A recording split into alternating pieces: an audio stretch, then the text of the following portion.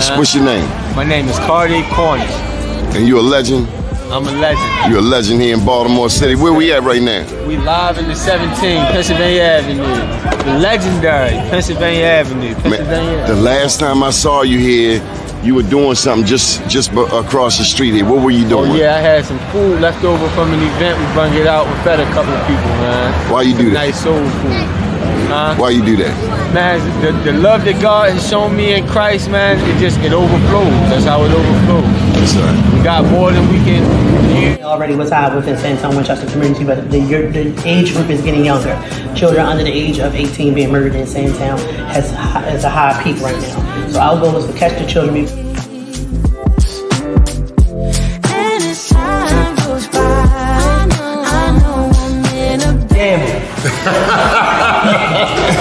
going hard, man. You going hard on that man today. So what do you think, Mr. Mayor? You got manufacturing right here, helping our young people despite all of the challenges in the city of Baltimore, right here on North Avenue. No, it's really about the growth. Just knowing where, being there when they were down in Port Covington and seeing how far it's grown. Like you said earlier, like getting the sorbet, you know, where we got the sorbet at the beginning, but now being able to, when I'm at Cannon Yards, get it, or anytime I'm down at Harbor Place to get it, and folks to not even know, but they gonna know now that like this is coming from young people in West Baltimore, right there in West Baltimore on North Avenue, where they think nothing great comes from, but they can see it in what the young people do.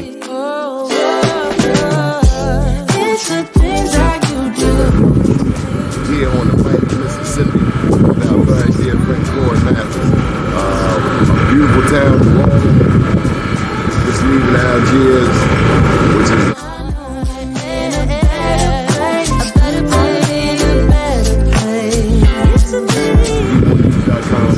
an update 10 years since Katrina. It's a smile on your face. And as time goes by, I know I'm in a better place. I'm in a better place. All right, y'all, this is what I came to New York for. Besides the Black Wall Street Awards, we're going in here and get some of this real good jerk chicken. Johnny Glover, out. Your skin, just the touch of your hand makes me tremble within. But we need to feed our loved ones. DOTS needs to rescind this package policy program so that our loved ones are able to eat every day in that filthy facility that they We have some stars in the building. First name's Donnie, last name's Glover. In it to win it for the long haul, baby. Let me just say a very special thank you to Mr. Ven McCormick for making this show possible. The show is about mental health. If I think better, I can do better. And I think, quite honestly, everybody has, just like we have to work on our push-ups and jumping jacks and walking and or running or swimming, we also have to make sure we take care of this thing right here. This is essential. Without it, on that note, this month, September, is National Suicide Prevention Month, and today is actually my dad's birthday. So happy heavenly birthday to my dad. We have a very special guest today. Followers of my show know that I often speak about mass incarceration. America represents 5% of the world's population, yet we have 25%. 25% of the world's incarcerated people. 40%, nearly 40% of them are Black men. Black women are the fastest growing demographic. The irony is that Black people only make up 13% of this country's population. So this is something that goes all the way back to slavery. Be that as it may, there are people out here who are superheroes. They don't care what your background is.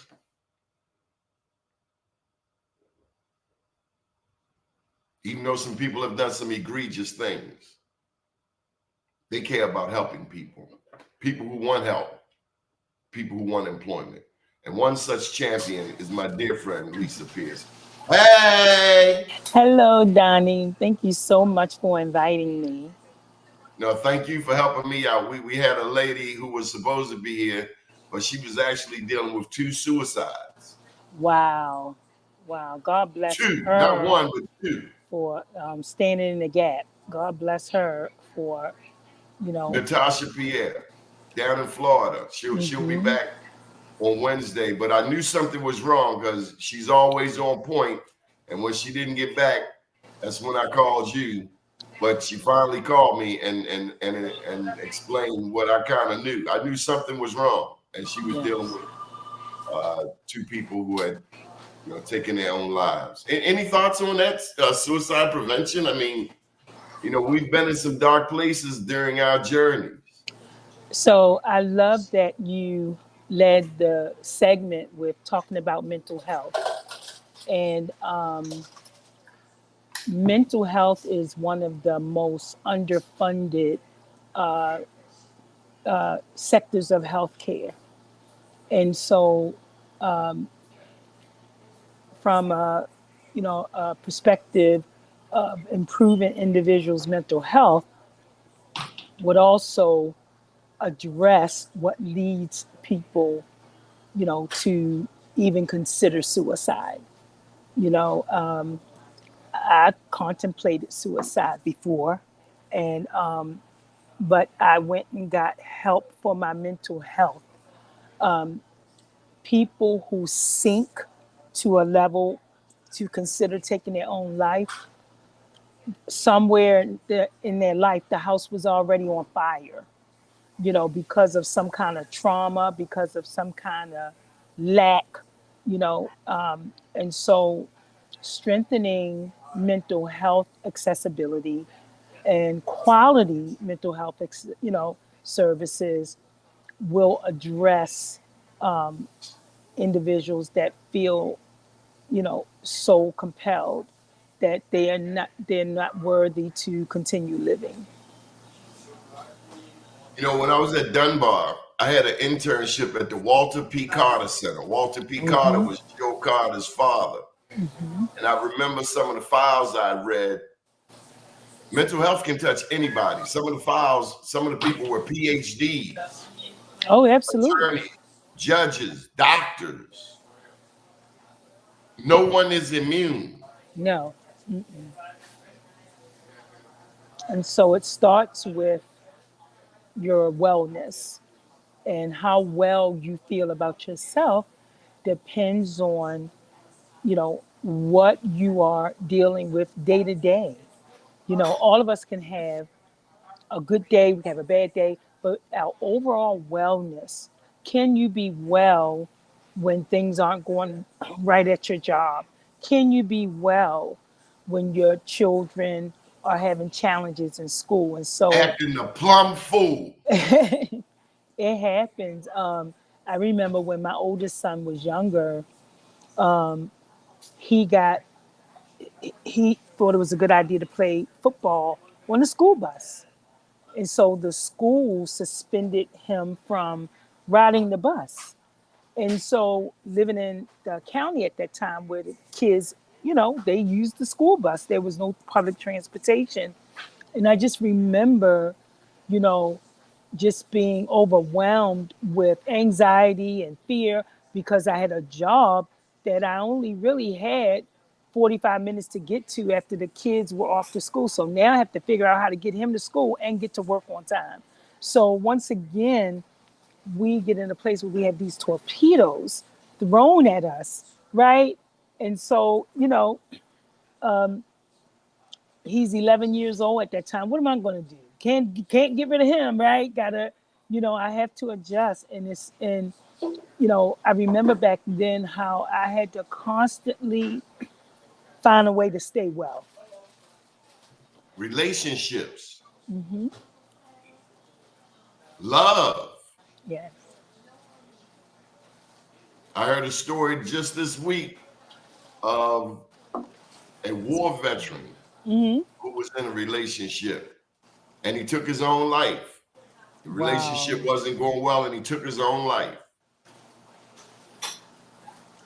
Well, one of the things I volunteer at the women's prison, and before I even teach my students career readiness, I teach them how to love themselves, because when you love yourself, you are not necessarily very strategic about who else you love, but you're very mindful that you love yourself enough that you understand that you are a person, and that you manage your expectations better when you love yourself. And so to put the onus of your own happiness on another person, it's not realistic, but it's also not fair to that person. Not everybody knows how to love, and not everybody knows how to receive love. And so I'm foolish enough, I think that you can love through anything, right? I really, you know, ascribe to not only self love, but agape love, and always making sure that you are loved wherever you are. I have a friend from junior high school. He says he goes where he is celebrated, not Yes. tolerated. Yep. Yep. Because it's something that we all deserve. No one is better than anyone. Everybody is deserving of what God gave us all, which is love. But we live in a world where increasingly, we live in a country, we live in a culture where increasingly there's that entitlement mentality. So entitlement is a seed that, you know, once it's planted, it'll start to grow. If you know It'll grow just like weeds grow. But one of the things that people who keep their lawns really nice, they know how to pull those weeds up, right? So when you're a baby, obviously you are a receiver. Somebody has to feed you, take care of you, be responsible for you 24/7. But the purpose of chores, the purpose of, you know, teaching a 10-year-old, yes, you'll get your allowance once you cut the grass. That's that weed pulling. That's that. She's having some challenges with the with her device. But we're talking about mental health on this show. If I think better, I do better, whether it's relationships, whether it's the job, whether it's dealing with the neighbors. Uh, I mentioned the soldiers who are returning from war. Everybody has some type of challenge. So be kind. I often say that kindness costs nothing.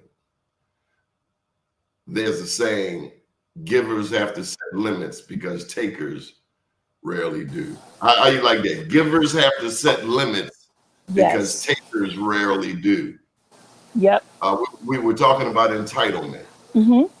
So, like I was saying, so entitlement is a seed, but entitlement is not a seed of a blossoming rose or a blossoming tulip.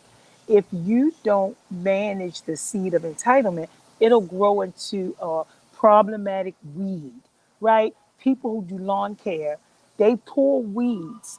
And so if you don't ascribe to something like that with your kids, that's the whole purpose of chores. If your child is 10 years old, yes, you'll get an allowance as long as you keep your room clean. You take the trash out. Take the trash out. You Wash the dishes. right. And so that's where I know that was a deficit for me. I didn't do that early enough for my children. And so that entitlement turned into a problematic weed, right? That I had to constantly try to, manage, and when it should have been pulled out a long time ago. Lisa, I watch comedians from time to time. I think it was Lavelle. Lavelle talked about his little white friend. Mm-hmm. and how he was over his little white friend's house, and his little white friend G checked his mother,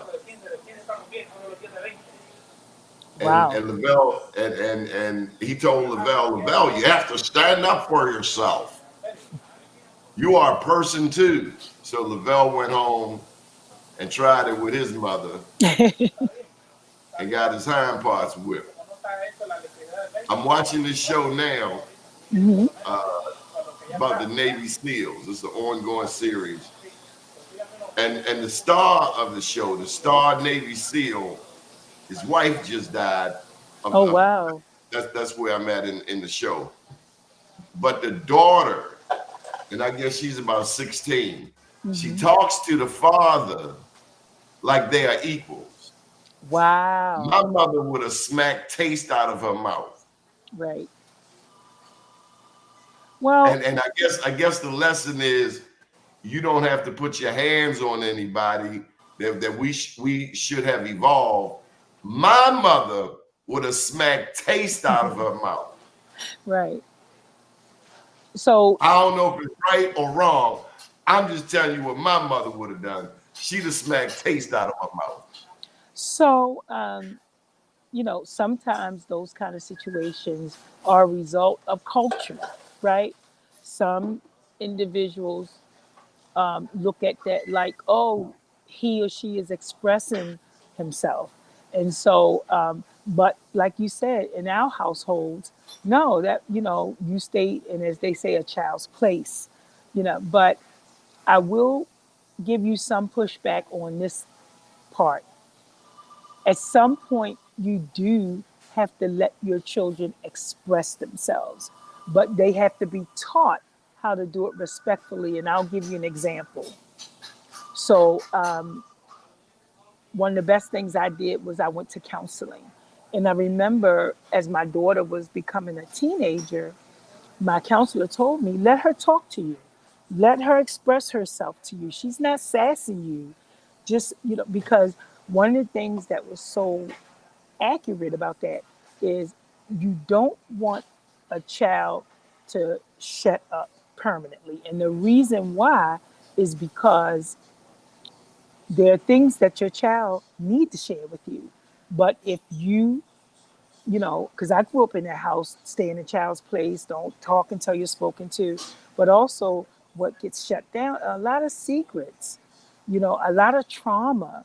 And so when she got a certain age, I did let her talk. And it wasn't sassy. She was expressing herself to me, so I think This little girl in this show was sassing her father. Mhm. He out there busting his butt, saving the world, fighting around the world, and she's making these demands. Mhm. Because here's my thing. If you go to school and do what you're supposed to do, bring home A's, I'm giving you a roof over your head, putting clothes on your back, feeding you, putting money in your pocket. Your job is to go out. You have a job too. I knew my job. My job was to bring home A's. Ain't nobody had to Yes. tell me. I bet when you went to University of Baltimore, you were thinking of nothing but A's. Oh, yes. Yes. See, but now we got this low expectation thing. 60 is passing. Yeah, everybody gets a trophy. And what it does is it gives individuals unrealistic expectations. Ain't nobody gonna hire you with no 60. No, and they're not going to let you in. I have a grandson. I'm really blessed. He's 14, and he's been in the gifted and talented. He started school in the gifted and talented program, and now he's in high school. He's in ninth grade, and my colleague at Princeton sent me some information how to get him prepared, what he should be doing, while he's in high school, because ninth grade is when the colleges start looking at you. But I'm so grateful to his mom and to my daughter, who is his auntie, because he's been on the honor roll every year that he's been in school, That's what I'm talking and about. so and so Princeton, And one of the components he told me, he said he has to bring something to the table, and he has to be able to show through evidence he can handle the work. And so, my That's what grandson, I'm talking about. yeah. And so, but I guarantee you, there's some parents out here with children with C's and D's and F's that think that their child should be in Princeton. No, it don't work like that. It You don't. cannot, you cannot have a champagne existence with a beer effort. My grandson is going to have a stellar academic career because he did the work. He did the homework. He did the assignments. He he's been in some wonderful rites of passage programs. He showed up, and so a lot of people don't understand when people get what they really worked for. And You know, so, I think, Lisa, about people who died to come to this country. We are right here. We have a world of opportunity out there. There's a world of opportunity out there. well, not even in the But we world, want to, even we want to, even the city, our city. yes, but we What, want to stand on the corner and make excuses. Let me tell you this, Lisa. I saw a cat driving one-handed, popping a wheelie, driving through traffic up the avenue. But you gonna tell me he don't have the wherewithal to go to college? Now I'm not saying everybody can go to college, but Slim, you applied yourself to that situation. yes. I know damn well you can apply yourself to a college classroom. And let me just add this in there. When they go to jail, they gotta go to class. Yep. So don't tell me what you can't do. My husband always says it's better to do something on your own before you are mandated to do it. Yeah, like GED. GED, that's a damn hard test. Yes. You could have just did it when you were there, but no, you want to be slick. I don't know if you know Jimmy Britton. You'd have been to a lot of events. Jimmy Britton. I know Jimmy Britton. Jimmy Britton say the slickest thing you can ever do is stop being slick. Oh, yes, absolutely. Well, it's interesting because I teach on this and I teach from the aspect, expand your audience. If you are surrounded by people that laugh at your shenanigans, co-sign your shenanigans, they think it's cute when you say you're going to pull up and all that kind of nonsense, you are in the wrong audience. That's not an audience that is designed and set up to help you to do better. I heard this today. Not everybody is going where you're going. Yep. So we need the spirit of discernment of who we should be associating with and who we should not be associating with. Yes. The great coach John Thompson, when he was recruiting Allen Iverson, he was I love one of. John Thompson.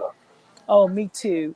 And he, saw what we all later discovered about Allen Iverson.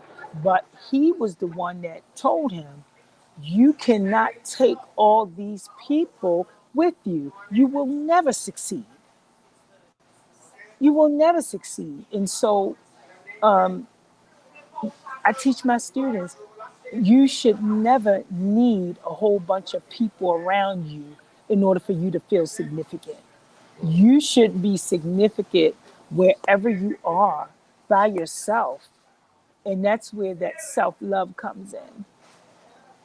That's beautiful. How have you been, Lisa? So I've been wonderful. I launched a program called the 551 Project, and it's actually installed inside the women's prison. And so I picked 5 areas of the state, Baltimore City, and then 4 counties from around the state. And I work with 5 individuals from the area that are currently incarcerated at the women's prison. And so I work with them the last 5 months of their sentence so they can be ready on day one. So it's 5 individuals the last 5 months of their sentence so they can be ready on day one. And the partners that I have that are supporting this has just been phenomenal. The MTA, for example, the MTA has donated 30-day digital bus passes for when they get out, they can get to work. The United Way has donated, their wonderful CEO has given me access to their outreach team because the first 30 days of being released out of prison are the hardest. You really realize that the family you left when you became incarcerated was already struggling before you left. And so now, with this program, my objective is for the students to leave prison with an offer, with a job offer, and with an acceptance into a program so that they can be better received once they come back into the fold. And I tell my students, don't return to the community as another mouth to feed, a strain on the utilities, the food. No, people understand that you have to get back on your feet. At least come home with a viable plan. And so I'm really excited about that. With Donald Trump having 34 felonies, will that make it easier for formerly incarcerated persons? So the answer to that is twofold. It's no, not because of him, but what's changing the ecosystem of formerly incarcerated individuals is that they are outperforming their counterparts who have never been to prison. The president of how a hospital system told me their formerly incarcerated workers outperform workers that have never gotten a parking ticket. And it's only because they're coming from a place of lack. They're coming from a place of they just want a second chance. And so their motivation is different. Giant Foods, for example, their fulfillment center, I'm really excited about this.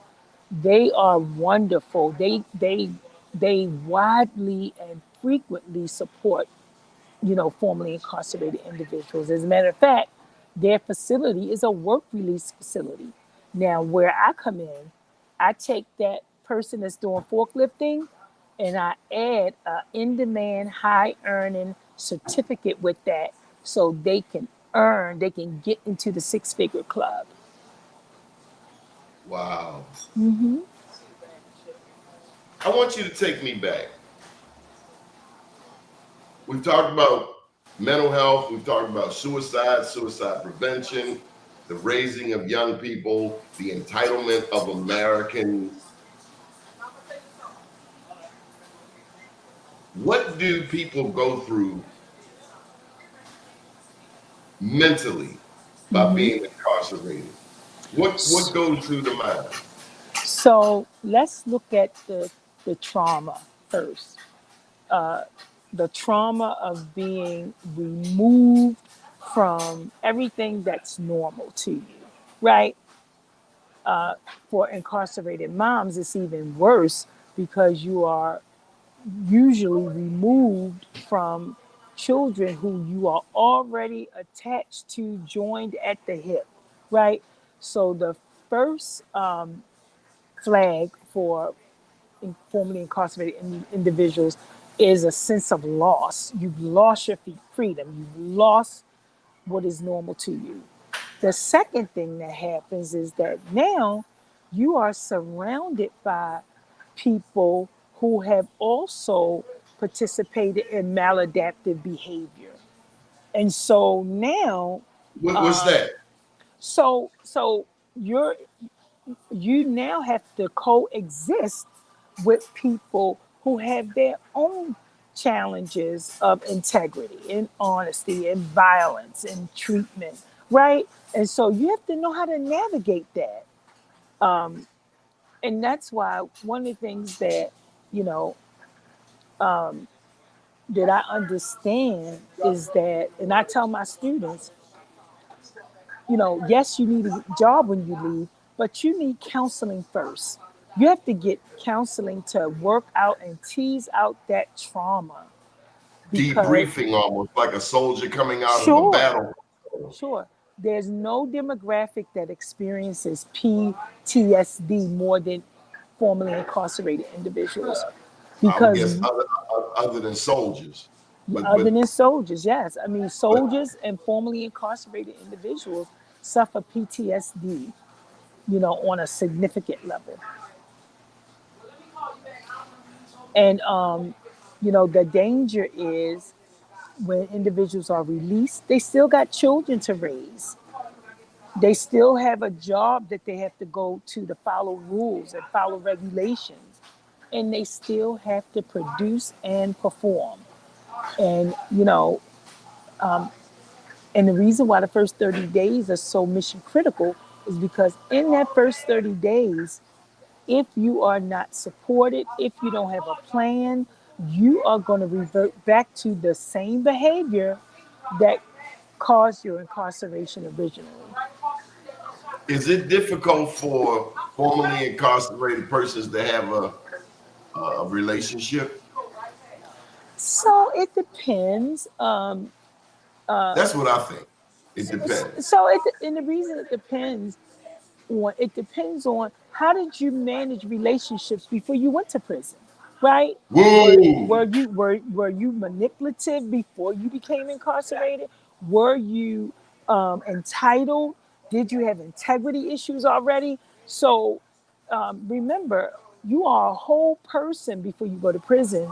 You are just a whole person with additional baggage when you leave. So whoever you were when before you became incarcerated, and that's why emotional management and anger management is so important because you can have 10 degrees, but if you are hard to get along with, if you feel that it's your way or the highway, you're going to be a person with 10 degrees and no success behind it. And so managing relationships really is predicated on what kind of person were you before you became incarcerated. Incarceration is either going to enhance that or it's going to deplete it. I was told that a person's growth and development stops when they go to prison. Well, that's true because when you go to prison, you stop growing. You're now in survival mode.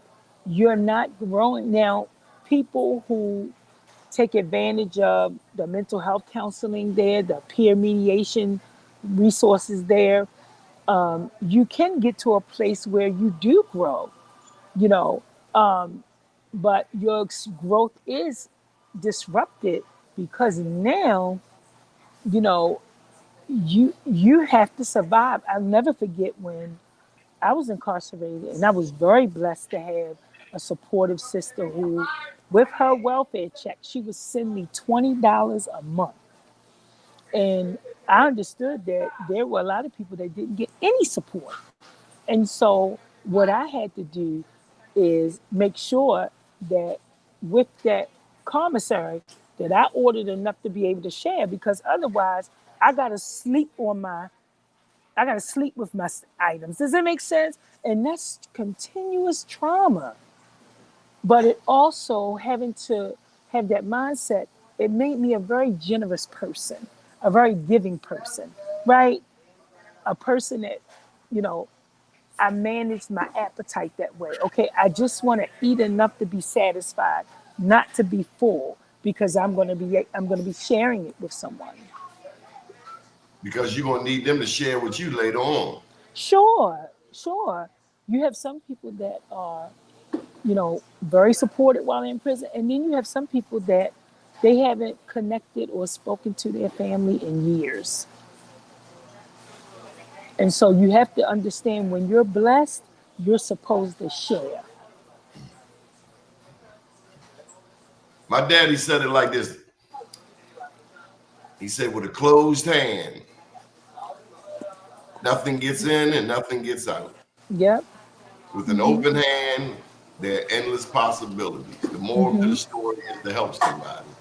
Yeah, I get criticized because I volunteer a lot, but people have no idea how blessed I am. How blessed I am. And you Like I, get by giving because he hmm sees. He sees it. He he sees that sees you. everything. He sees everything.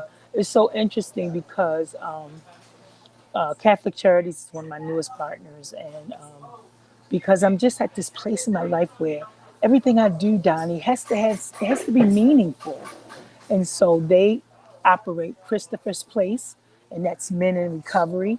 And I cannot wait because I will be doing a Ravens Builder Basket with the men, and I'm gonna teach them how to build creation with a Ravens theme, and their job is gonna be to gift it to someone that they want forgiveness from.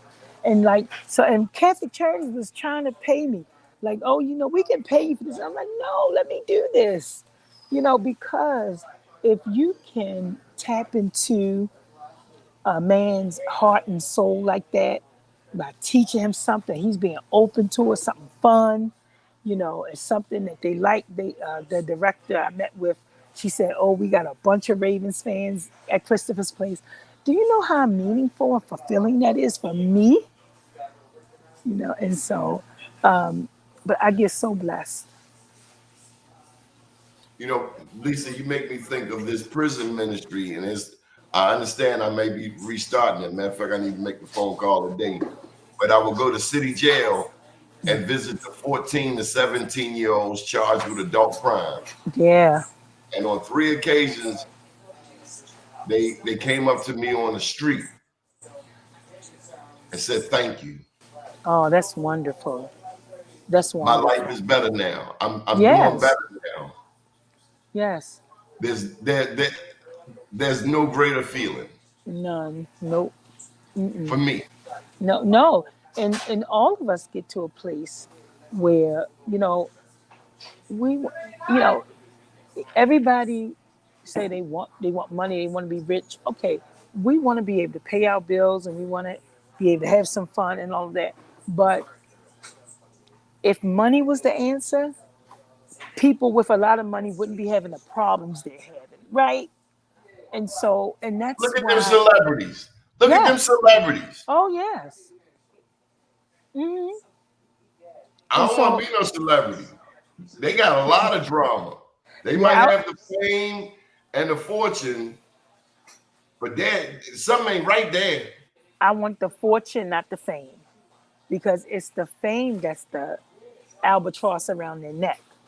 It's the race to stay relevant, right? And so I love. I saw a video of a man that he gave away all his wealth before he passed away to send underserved students, individuals to school. You know how beautiful that is?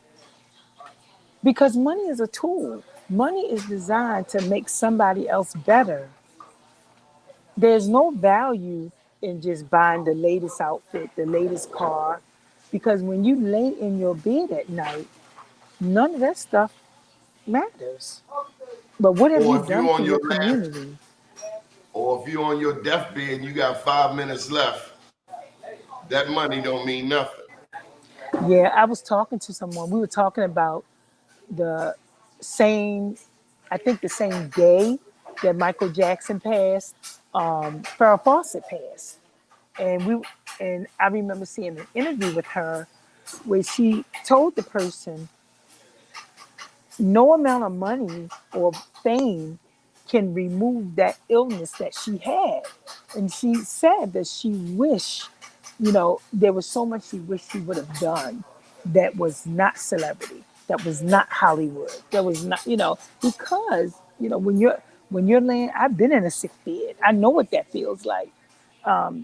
When I was in the hospital for my brain tumor, my doctors would come in and say, why is it that every time we come in here, you are looking through your phone and you're smiling?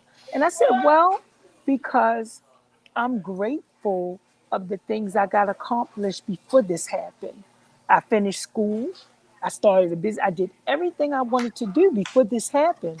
So if this is my time for the Lord to take me away, I'm content because I've done what I wanted to do. And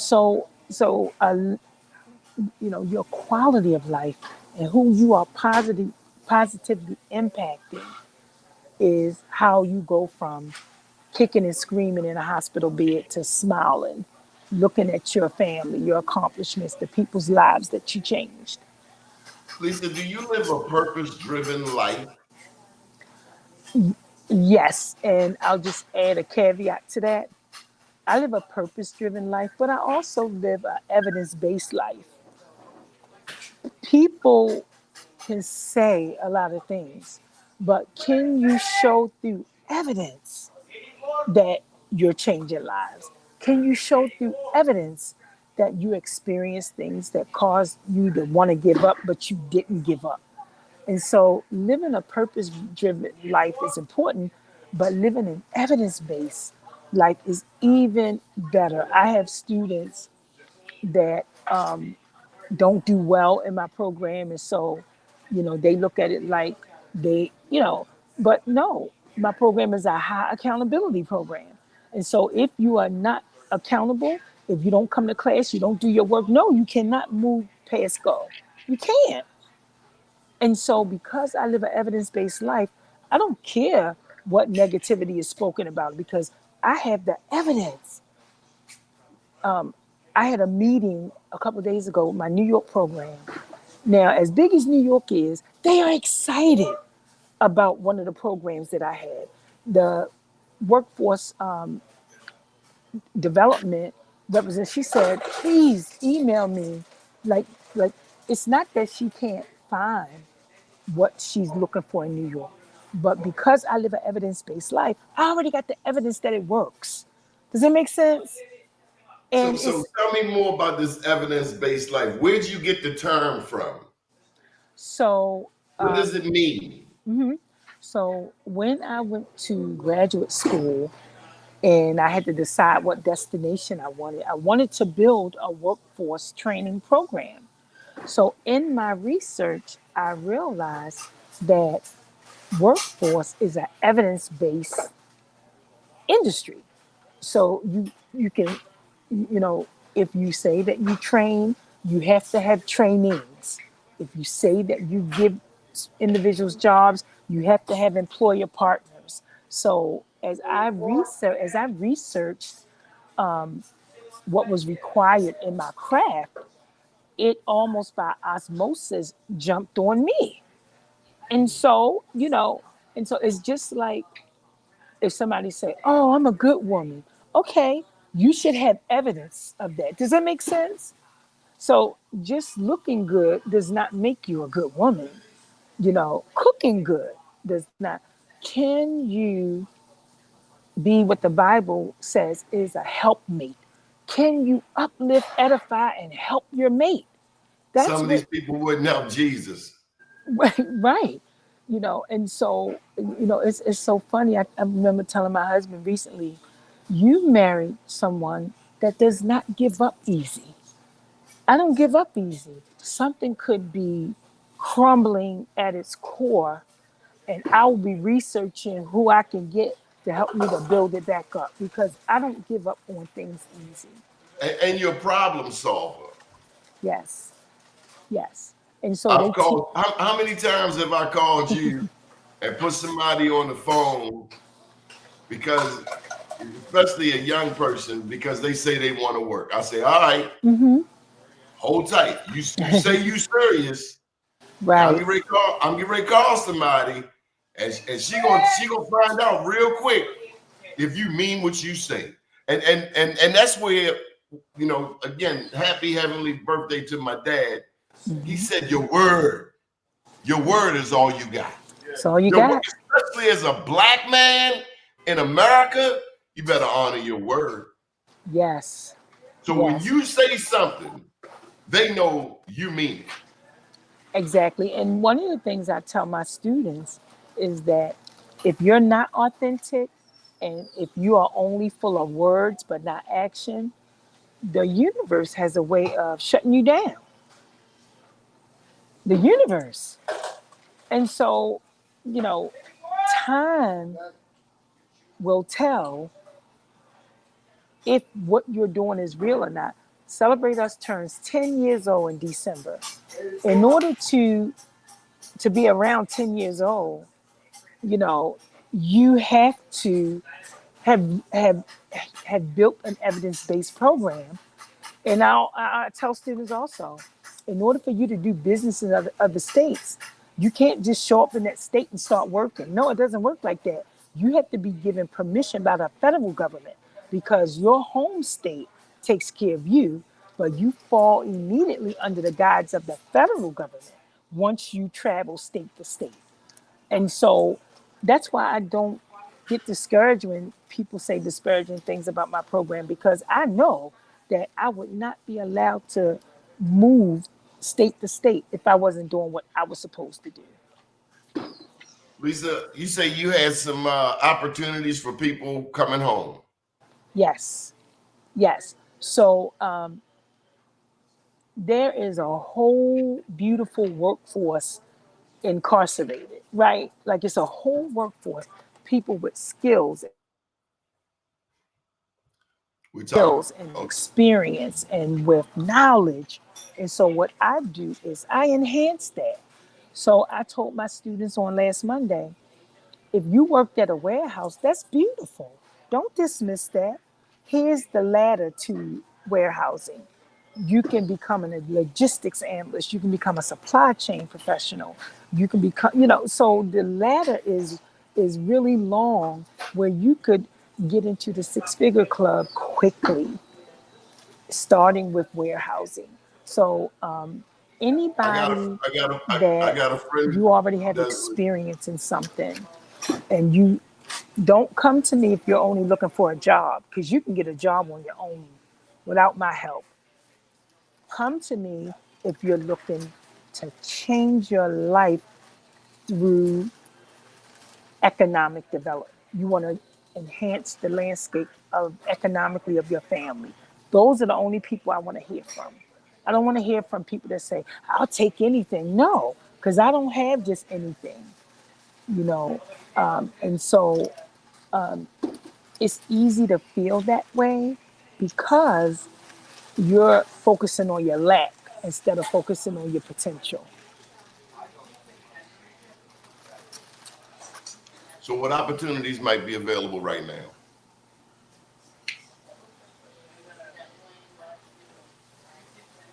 So what opportunities might be? You can't hear me?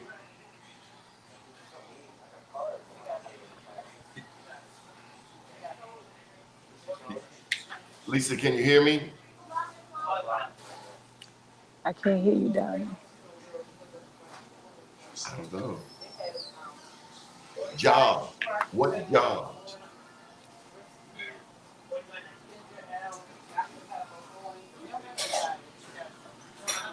I think maybe they knocked her audio off. I'm gonna have I don't know how this is gonna work. Maybe she'll chime back in. But this has been a very powerful conversation when we're talking about people who are formerly incarcerated. A guy I grew up with just came home after 42 years incarcerated, and he started his own business. One of the people I'm trying to get on the show is Brother Tyrell Muhammad in New York City. He came home and built a security company which had over 200 employees. Just because a person is incarcerated does not mean they can't come back to these streets and succeed. It doesn't mean that. I think we can do anything we put our minds to. And you know, earlier when I said about the young man I saw riding up the avenue, popping a wheelie on a dirt bike, navigating traffic with one hand. Yeah, I do think, I personally think college is for everybody. Because wherever you go, you got to learn. And for me, you know, especially when I was a young man, well, that's where all the girls were. That's exactly where I want to be. I don't want to be in prison with all men. But these are choices. These are decisions. It's interesting, by the age of 8, the government knows where a young person is headed. If they're headed to the right, or if they're headed to the left. And they build prisons based on these early assessments of 8-year-olds, of 7-year-olds. It is no secret that mass incarceration has wreaked havoc on our society, on the Black community in particular. If we have a 70% single mother household, and we have, of the world's population, 25% of the world's inmates, and 40% of those incarcerated persons are Black men alone, Black women being the fastest growing demographic, it is all too important to understand why we have to reach our young people. I think it was Frederick Douglass who said it's better to build a strong youth than to repair a broken adult. Nonetheless, people coming home every day, whether it's from Patuxent Institute for the Criminal Insane, Hagerstown, wherever, diagnostics. But quite often people are coming home and they need therapy. They need a debriefing. It's been stated on this very show that there's not enough resources put into mental health. If I think better, I can do better.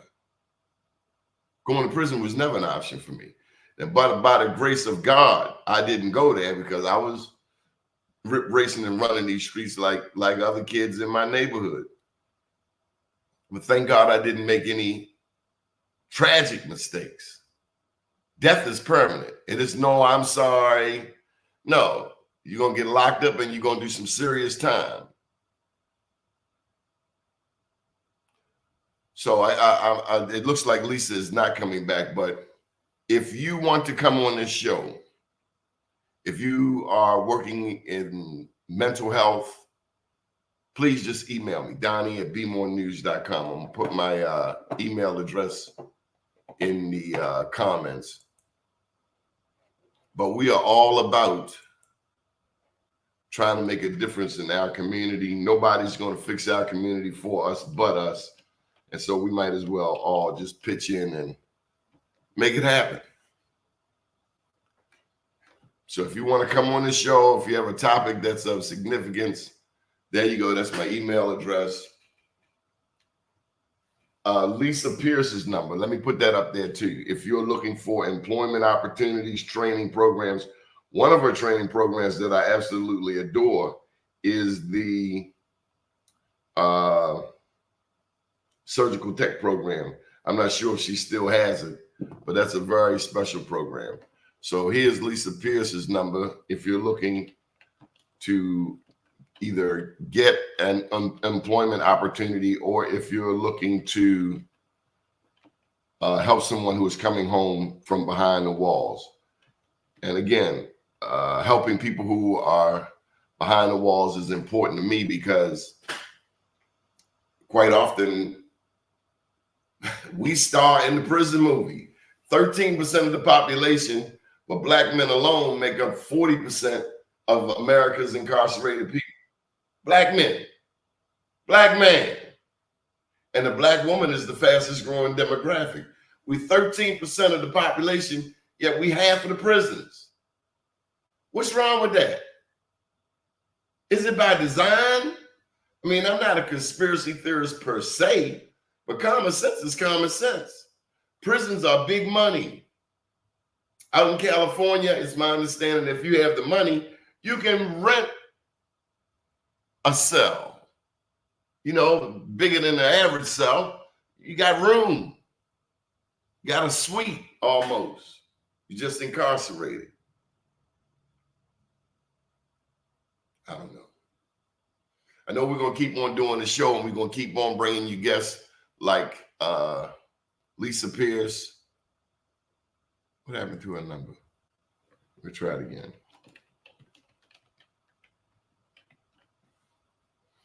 Lisa Pierce is all about helping people. We're also going to bring on Moses Hammett.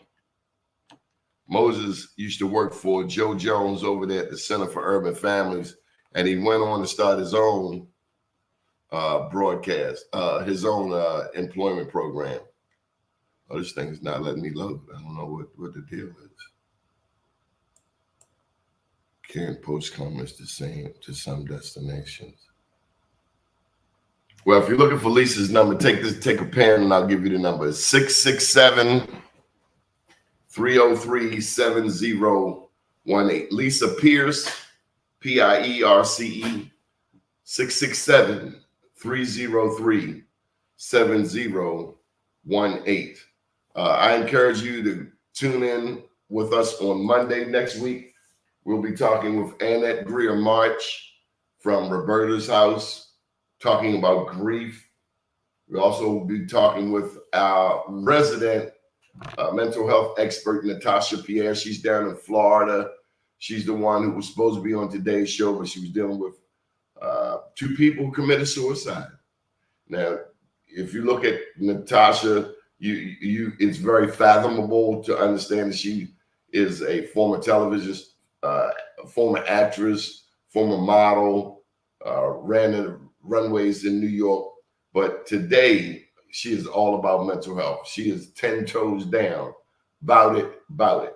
And then last, we're going to have on Friday, Morgan State University's own Dr. DeAndre Poole. Dr. Poole is an expert on dealing with mental health and our young people, our young adults who are away at college, in this case, Morgan State University. So they come from all up and down the East Coast and beyond. But it's nothing to see a cat at Morgan from Florida, from the Carolinas. And one can imagine that can be traumatic, frightening, scary. You're away from home. You're living on your own for the first time, dealing with people. So keep watching this show. New Life Recovery Show presented to you by New Life Recovery Center. They focus on alcohol addiction, drug addiction, gambling addiction, and if you name the addiction and they don't have it, I bet you for sure that Ven McCormick will find a solution to your problem. It's truly been a pleasure. This week has gone by like a snap. We have to practice self-love. We have to love ourselves no matter what is going on, no matter who comes into our life, who leaves our life, what job we have, what job we lost, whatever the case. May we all get better at dealing with ourselves and loving ourselves, treating ourselves. Some of us are busy over there treating these other people, and we haven't taken care of ourselves, and that's just not smart. Common sense is everything. Book sense without common sense is nonsense. How you like that one? Book sense minus common sense equals nonsense. So may we all become better people. My name's Donnie Glover. Again, special thank you to Ven McCormick, 240-253-3663. He offers treatment on demand, and we're very grateful for him. He's a big sponsor and supporter of the BlackUSA.News Network, as well as BeMoreNews.com. The news before the news, where we uncover the truth. When we find a man who has ascended heights beyond ourselves, who has a broader range of vision than we, a sky with more stars in it than we have in ours, we may know that he worked harder, better, more wiser than we. He was busy while we were idle. He was working while we were asleep. He was wisely improving his talents while we were wasting ours. My name's Donnie Glover, and we'll be back Monday at 12 noon. Have a very safe weekend. If you need to talk to somebody, I'll just put my phone number out there, 443-858-2684. I got a nice phone book. I can direct you to some resources. I think the big thing is just be calm. Don't get too upset. And a prayer for our children. A prayer for the teachers and all of the people in the schools. A prayer for our adult children. A prayer of thanks. A prayer of thanksgiving. Thank you, Lord, for all that you do for us. Without you, we are nothing. Good afternoon, world.